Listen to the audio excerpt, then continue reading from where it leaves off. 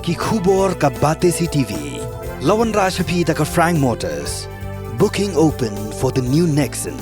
Visit Frank Motors or call 7045207973. Usambut Menteri Rangba Kejela ubas nyau balang dahar ubape ia ketanat prison. Hagalai potrik ukla lingkot alja arpusa ulayat hu baka sorkar jela kampat la ben shimrai hak bede baka jaka ben shnai ka Central Jail bathamai hapo ka jela.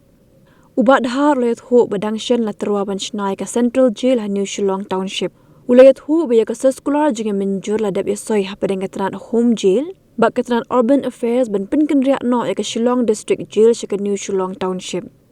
Ubak dahar upada menteri ubape ia keteran urban affairs uloong baka New Shillong Jail kan long kebaya ringkat kerdan baka Central Jail hak baya ki koidi beda ki bedang don padang gejing syatian bishar on sepensa la kajong ya minta gejela Meghalaya kedan Santli ki district jail kata Shillong William Nagar Jowai Tura bat Nongpo ki belak ban yam sanspa khandai pusan ngut kishin rang basan pusan ngut ki kinthai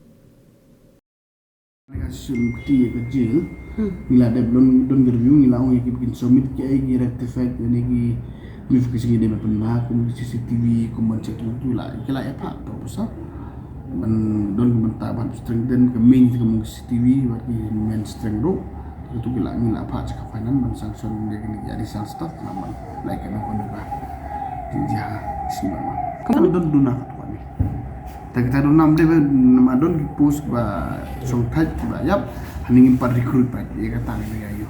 Central Jail standard, everything as per standard guideline.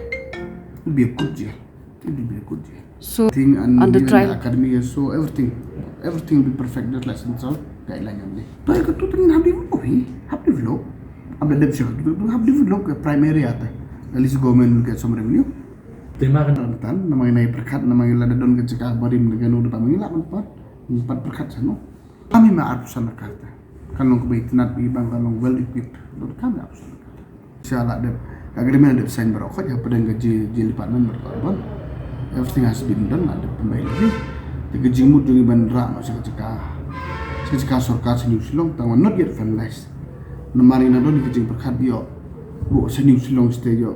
Halin ka tuon hap karya biang te kata don ba ajmut ba nin si pek ba kan uga right place kemudian perkat kata case better kalau kampanye madong ibu news harin san sponsor habra biang na kata kadau nila di yok cika ba kampanye la ban bu kam saru kendien kalau ba bahadur ya ka city jong baro oi la ban de gaji di la ban de jong cika urban la ban no problem tangin ya wat cika kerja kan impat finalize